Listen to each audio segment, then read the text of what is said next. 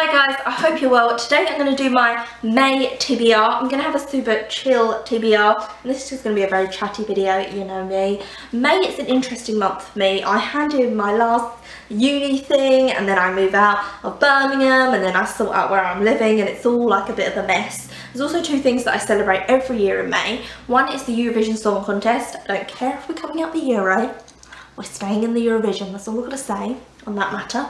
So I'm excited for that. I make it a whole event, I get snacks, it's a thing in my calendar.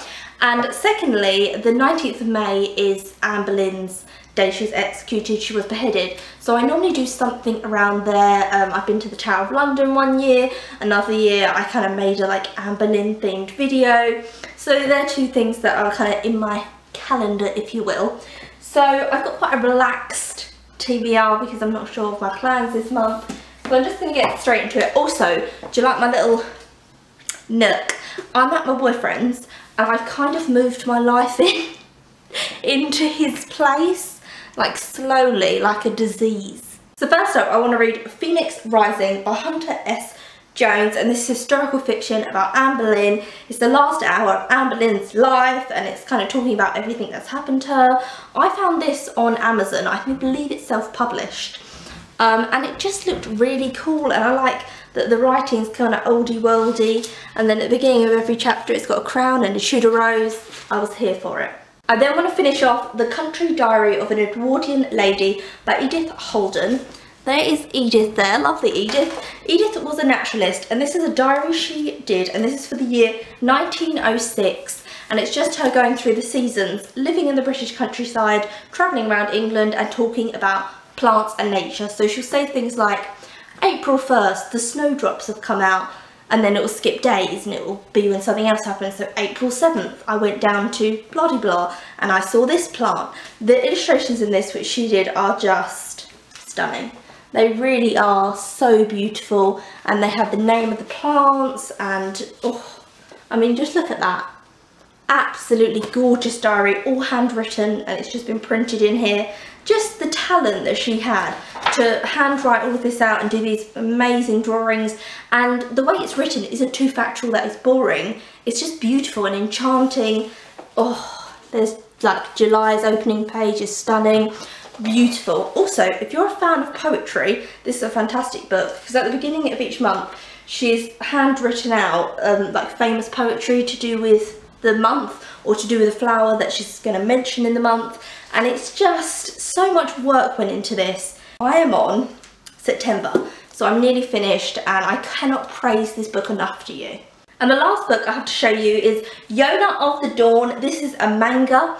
The art style is so like enchanting and beautiful. It's about a girl who's lived a very privileged life. She's a princess.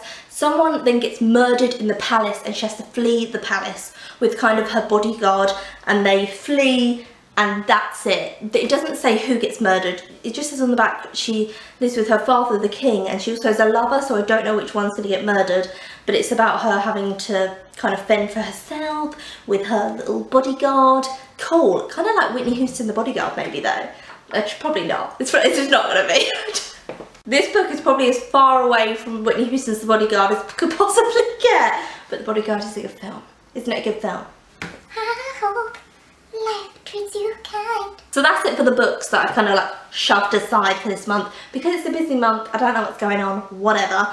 But I also am gonna watch Rosemary and Thyme. The time has come. Rosemary and Thyme series 2 and series 3. I've of course watched series 1. I've watched all of these, but I got the box set for Christmas, so I'm going to rewatch them. If you don't know what it is, it's a British TV series, and it's about these two women who they're retired and now they're like gardeners, and it's their new lease of life. One of them used to kind of be like a teacher, and the other one was a housewife, and they've met up. You find out in the first series how the friendship begins, and they decide, you know what, I love gardening.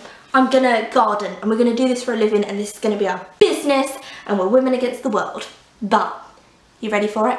Every garden they garden in, there's a freaking murder. And one of them will walk up to like, and be like, let's look at the walnut tree. Oh my God, someone's been shot. And then like next week, it'll be like, let's walk over to the thistles. Oh my God, someone's been stabbed. And that's the whole series. And then these two women turn detective. Oh, yes. And they just scuttle about, and it's funny, it's so funny, but also like the murders, like it gets quite sensitive with some of them. I love this series so much. I love the nature element of it, of these beautiful, like, very English country homes and these women in these massive gardens. And it's just so unrealistic as well, that these gardens are like massive fields and these two women like do the whole thing in a week. Like, it's all outgrown and just awful, and they just in a week transformed it into like a beautiful heaven, Garden of Eden. It's like, yeah, that's us. And do you know what we also did in this week? We solved a murder. So that's it, that's the end of my May TBR, what I'm going to be reading, watching, doing, babbling in your face there, and I'll see you again soon for another video. Look at me, I will never pass for a perfect bride or a perfect daughter. You ready? Oh my freaking god, it lights up. Oh my god, it just went off.